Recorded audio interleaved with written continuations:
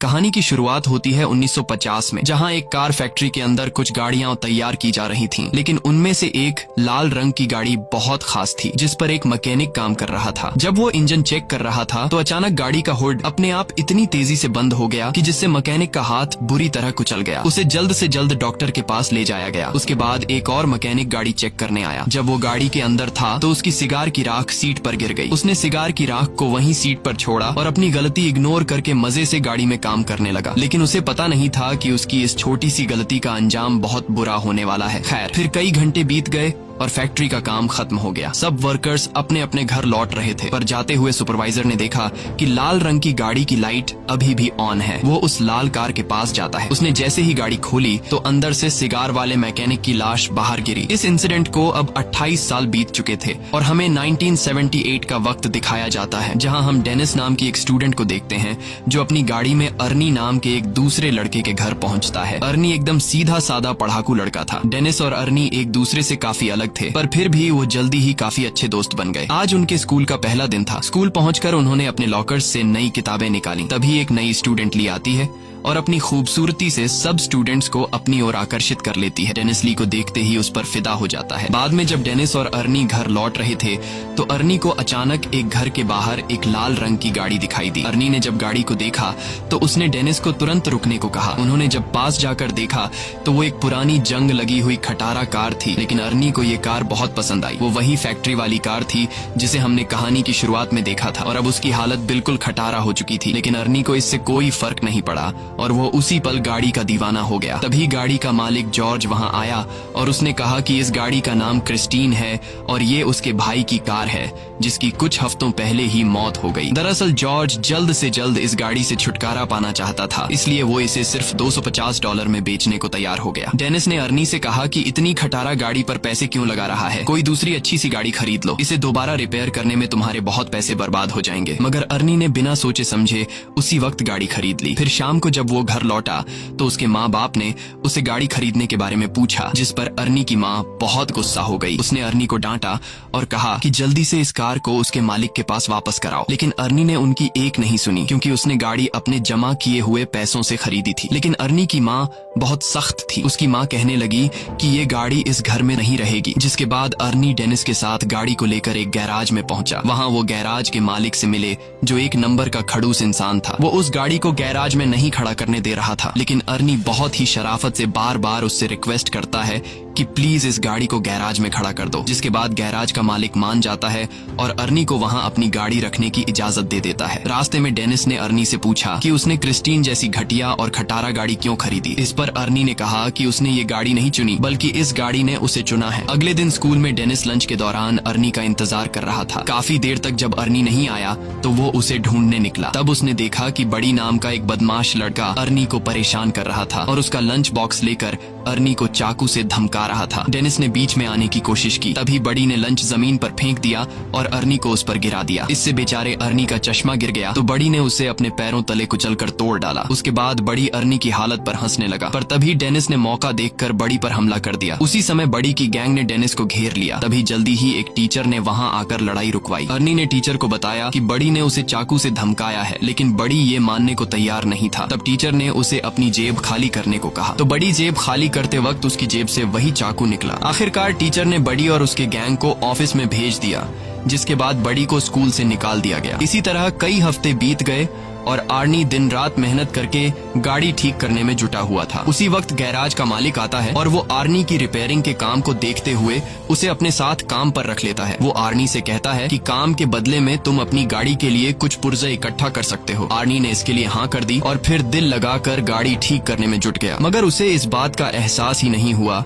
कि गाड़ी को ठीक करते करते उसे क्रिस्टीन से हद से ज्यादा लगाव हो गया है। अगले दिन स्कूल में कुछ दोस्त नई लड़की ली के बारे में बात करते हैं और डेनिस को चैलेंज करते हैं कि वो लाइब्रेरी में जाकर ली से बात करके दिखाए। वो अपने दोस्तों के चैलेंज को एक्सेप्ट करते हुए ली के पास पहुंच जाता है, लेकिन बातचीत करने से पहले ही ली डेनिस से कहती है कि उसके पास पहले से ही एक बॉयफ्रेंड है। डेनिस को ये बात बहुत बुरी लगती है और दोस्तों के सामने शर्मिंदा होकर टेबल छोड़ देता है। फिर शाम को डेनिस आर्नी से मिलने गया, क्योंकि वो काफी दिन से मिले नहीं थे, लेकिन उसने देखा कि आर्नी पहले से बहुत ज्यादा बदल चुका था। वो बिना चश्मे के स्टाइलिश कपड़े पहनकर एकदम हीरो टाइप लग रहा था। वो ज्यादा देर डेनिस से बात करने के लिए भी नहीं रुका और गैराज में काम करने चला गया। उसकी माँ ने उसे रोकने की कोशिश की, लेकिन आर्नी उन्हें इग्नोर करके चला गया। आर्नी की माँ ने डेनिस से कहा कि वो आर्नी और उसकी नई गाड़ी की वजह से बहुत परेशान है, क्योंकि उन्हें पता चला था कि गाड़ी के पिछले मालिक की गाड़ी के अंदर ही दम घुटने से मौत हो गई थी। ये सुनकर डेनिस जॉर्ज से मिलने पहुंचा तो जॉर्ज ने उसे अपने भाई की कहानी सुनाई। उसने बताया कि जब उसके भाई ने क्रिस्टीन को खरीदा था तो वो पूरी तरह उसका दीवाना हो गया था। उसी गाड़ी में उसकी पत्नी और बेटी ने भी अपनी जान गंवाई थी और फिर उसके भाई की मौत के बाद ये गाड़ी न जाने कैसे खुद ब खुद जॉर्ज के घर के बाहर आकर खड़ी हो गई। ये सुनकर तो डेनिस और भी घबरा गया, जिसके बाद वो फैसला करता है कि गाड़ी पर जांच पड़ताल के लिए वो गैराज में जाएगा। जिसके बाद डेनिस चुपके से गैराज में पहुंच जाता है। उसने गाड़ी खोलने की कोशिश की, पर जैसे ही उसने हैंडल खींचा तो रेडियो अपने आप ही चालू हो गया और डेनिस तुरंत वहां से भाग जाता है ताकि उसे कोई देख न ले। अगली सुबह डेनिस स्कूल स्टेडियम में फुटबॉल खेलने जाता है। डेनिस खास गोल मारने के बारे में सोच रहा था कि तभी अचानक उसने आर्नी को वहां आते देखा और उसकी गाड़ी क्रिस्टीन तैयार होकर चमक रही थी, जिसे देखकर बडी और उसके दोस्तों को जलन महसूस हुई। ली भी गाड़ी से बाहर आई और उसने सबके सामने आर्नी को चूम लिया। ये देखकर डेनिस को बिल्कुल भी अच्छा नहीं लगा, क्योंकि वो ली से बहुत ज्यादा प्यार करता था। डेनिस को गुस्सा आ जाता है और गेम से उसका फोकस हट जाता है। इसी मौके का फायदा उठाकर दूसरी टीम का प्लेयर उसे धक्का देकर गिरा देता है। उस धक्के से डेनिस इतनी जोर से जमीन पर गिरा कि वो तुरंत ही बेहोश हो गया और उसे बहुत गहरी चोट भी आई। इस इंसिडेंट के कई दिन बाद डेनिस की आंख खुली तो उसने देखा कि वो एक हॉस्पिटल में है। उसकी टांग और गले में प्लास्टर लगा हुआ था। आर्नी भी उसे मिलने आया था। तब डेनिस को रियलाइज हुआ कि उसका दोस्त कुछ ज्यादा ही तेजी से बदल रहा है। 1 महीने पहले वो एक डरपोक और शर्मीला सा लड़का हुआ करता था, जो किसी से खुलकर बात भी नहीं कर सकता था। खैर, आर्नी जल्दी ही उसे अलविदा कहकर निकल गया। फिर शाम को वो ली के साथ मूवी थिएटर गया और बाद में वो दोनों गाड़ी में ही एक दूसरे को चूमने लगे। पर जब बात उससे आगे बढ़ी तो ली अचानक उतरकर गाड़ी से बाहर आ गई। आर्नी उसके पीछे गया तो ली कहने लगी कि मुझसे ज्यादा तो तुम इस गाड़ी से प्यार करते हो। आर्नी को उसकी बातें बहुत अजीब लग रही थीं, लेकिन फिर अचानक बारिश शुरू हो जाती है, जिसकी वजह से वो जैसे तैसे ली को मनाकर वापस गाड़ी में बैठाता है। लेकिन तभी विंडशील्ड खराब हो जाती है, जिसको ठीक करने के लिए आर्नी बाहर निकलता है। ली अंदर अकेली गाड़ी में बैठकर कुछ खाने लगती है कि अचानक गाड़ी का रेडियो अपने आप चालू हो गया। उसी समय डैशबोर्ड से बहुत तेज रोशनी आई और ली को लगा कि उसका गला घुट रहा है, उसे सांस नहीं आ रही थी। तो आर्नी तुरंत उसकी मदद के लिए दौड़ा, मगर गाड़ी अंदर से लॉक हो चुकी थी। उधर ली दम घुटने से मरने ही वाली थी कि बिल्कुल सही वक्त पर वो अंदर से दरवाजा खोलने में कामयाब रही और तभी साथ खड़े एक आदमी ने जैसे तैसे उसे खींचकर बाहर निकाला। ये देखकर आर्नी को उस आदमी पर गुस्सा आया। आर्नी को लगा कि वो आदमी ली के साथ फ्लर्ट कर रहा है, पर वो आदमी तो सिर्फ ली के गले में फंसा हुआ खाना निकाल रहा था। ये सब होने के बाद आर्नी ली को घर वापस छोड़ आया। ली गाड़ी से निकलते ही घर में घुस गई और उसने कहा कि वो आर्नी से कोई बात नहीं करना चाहती। आर्नी ने उससे माफी मांगने की कोशिश की, पर ली के दिमाग में ये बात कंफर्म हो चुकी थी कि इस गाड़ी ने मुझे मारने की कोशिश की है। और तो और उसे लगता था कि क्रिस्टीन उससे जलती है, क्योंकि जब भी वो गाड़ी में एक साथ होते हैं तो कुछ न कुछ गड़बड़ हो जाती है। ये सब सुनकर आर्नी को लगा कि ये ली का सिर्फ वहम है, इसलिए उसने कहा कि वो कल बात करेंगे। फिर आर्नी वापस गाड़ी में बैठा, मगर गाड़ी चालू ही नहीं हो रही थी, जैसे क्रिस्टीन नाराज हो गई हो। तब उसने क्रिस्टीन से बात करते हुए कहा कि आज ली के साथ जो भी हुआ इससे कोई फर्क नहीं पड़ता, क्योंकि वो हमेशा प्यार सिर्फ क्रिस्टीन से करेगा। उसके बाद उसने चाबी घुमाई तो गाड़ी डायरेक्ट ही चालू हो गई। अब वो सीधा गैराज पहुंचा और क्रिस्टीन को वहीं छोड़कर घर वापस चला गया। पर तभी उसके पीछे से बडी और उसके दोस्त गैराज में घुस गए। उन सबके पास तरह तरह के हथियार थे और देखते ही देखते उन्होंने पूरी गाड़ी तबाह कर दी। फिर अगले दिन आर्नी ने ली को जैसे तैसे मना लिया और फिर वो दोनों गैराज में आए ताकि आर्नी गाड़ी से अपना वॉलेट निकाल सके। मगर जैसे ही आर्नी की नजर क्रिस्टीन पर गई तो उसने क्रिस्टीन को तहस नहस देखा। ये देखकर आर्नी को बहुत बुरा लगा। आर्नी को लगा कि ये सब कुछ ली ने किया है। ली हैरान होकर पूछी कि ये किसने किया, मगर आर्नी ने बिना बात किए उस पर चिल्ला पड़ा और उसने ली को दूर चले जाने को कहा। बाद में आर्नी ने अपने माँ बाप को इस बारे में बताया तो उन्होंने आर्नी को शांत करते हुए कहा कि वो उसे नई गाड़ी दिलवा देंगे। ये बात सुनकर आर्नी को और ज्यादा गुस्सा आ गया, क्योंकि वह जानता था कि ली की तरह उसके माँ बाप को भी क्रिस्टीन से नफरत है और उसने क्रिस्टीन की इस हालत का जिम्मेदार भी अपने माँ बाप को ही ठहराया, क्योंकि अगर वो उसे गाड़ी घर पर रखने की इजाजत दे देते तो आज वो सही सलामत होती। फिर वो उन्हें और भी बुरा भला कहकर अपने कमरे में जाने लगा। उसके पापा ने उसे पीछे से पकड़कर अपनी माँ से माफी मांगने को कहा, मगर आर्नी और भी बुरा भला बोलता ही जा रहा था तो उसके पापा ने उस पर हाथ उठा दिया। आर्नी जवाबी कार्रवाई में अपने बाप को गले से पकड़ता है और करीब अपने बाप को मारने ही वाला होता है कि तभी वो उसे छोड़ देता है। उसके बाद वो चुपचाप घर से बाहर आ गया। वो सीधा क्रिस्टीन के पास पहुंचा और एक बार फिर से एक एक पुर्जा जोड़कर उसे ठीक करने का फैसला किया। मगर उसने अब जो देखा उसके पैरों तले जमीन ही खिसक गई। उसने देखा कि मानो जादू से गाड़ी अपने आप ही ठीक हो रही थी। आर्नी ने खुश होकर गाड़ी से पूछा कि वह और क्या क्या कर सकती है और तभी क्रिस्टीन बिना मेहनत के पूरी तरह से ऑटोमेटिक खुद को रिपेयर कर लेती है। अगले सीन में हम रात को मूची नाम के एक लड़के को देखते हैं जो बडी का साथी था। वो सड़क के बीचों बीच एक ट्रक को रोक कर उसे लूट रहा था। अचानक उसे दूर से गाड़ी के इंजन की आवाज सुनाई दी। उसने थोड़ी पास जाकर देखा तो पता चला कि ये तो क्रिस्टीन है जो एकदम नई होकर उसके सामने आकर खड़ी हो गई थी। वो समझ गया कि आर्नी को पता चल गया है कि उसने ही बडी के साथ मिलकर क्रिस्टीन को तहस नहस किया था। अब वो आर्नी से माफी मांगने लगा पर अचानक गाड़ी की हेडलाइट जली और वो तेजी से मूची की ओर बढ़ने लगी। मूची उसी पल अपनी जान बचाकर भागा और सड़क के साथ मौजूद गली में छुप गया। उसे लगा कि अब तो गाड़ी उसका पीछा छोड़ देगी, मगर जल्द ही क्रिस्टीन दोबारा से उसके पीछे पड़ गई। अब मूची भागकर एक पुराने वेयरहाउस में घुस गया, लेकिन क्रिस्टीन ने उसका पीछा नहीं छोड़ा। आखिरकार मूची एक जगह फंस गया जहां से भागने का कोई रास्ता नहीं था। क्रिस्टीन ने उसे घेर लिया। मूची ने अपना चाकू निकालकर आर्नी को धमकी दी, पर क्रिस्टीन जबरदस्ती अंदर घुस गई और मूची को बेरहमी से कुचल दिया। फिर अगली सुबह आर्नी डेनिस से मिलने गया और उसे मूची की मौत के बारे में बताया। ये सुनकर डेनिस को बहुत हैरानी हुई। उसे ये भी समझ नहीं आ रहा था कि अगर क्रिस्टीन पूरी तरह तबाह हो गई थी तो वो अपने आप ठीक कैसे हो गई। मगर आर्नी ने कोई जवाब नहीं दिया और चुपचाप चला गया। बाहर जाते वक्त आर्नी से डिटेक्टिव जंकिंस मिलने आया और भरोसा दिलाया कि वो क्रिस्टीन पर हमला करने वाले गुंडों को ढूंढ रहा है और साथ ही मूची के कत्ल का केस भी वो ही हैंडल कर रहा है। आर्नी ने कहा कि वो मूची की मौत के बारे में कुछ नहीं जानता, लेकिन वो इस खबर से बहुत खुश है। ये सुनकर डिटेक्टिव को आर्नी पर शक हो गया। उसने आर्नी को बताया कि उसकी गर्लफ्रेंड ने ये गवाही दी है